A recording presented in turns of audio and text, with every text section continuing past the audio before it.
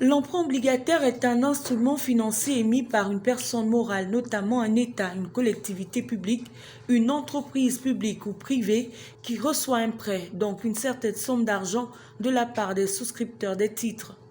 C'est le cas du Gabon qui vient de lancer sur le marché de la communauté économique et monétaire de l'Afrique centrale son emprunt obligataire de 175 milliards de francs CFA d'un taux de 6% net pour la période allant de 2021 à 2026. Cette action financière sera exécutée dans un contexte particulier lié à la Covid-19 qui a entraîné une forte contraction des ressources budgétaires.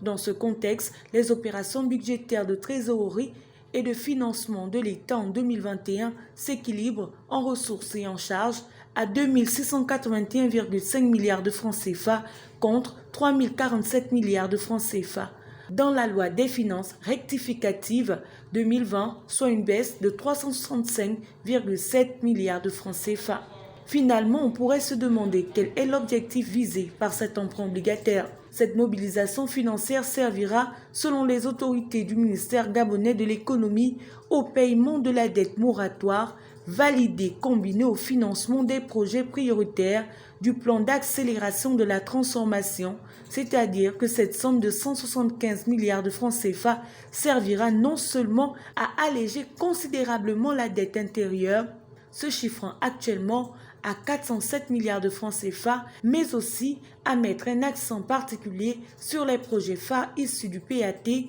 en matière d'infrastructures routières, d'assainissement énergétique, hydraulique et ferroviaire, ainsi que la digitalisation de l'administration.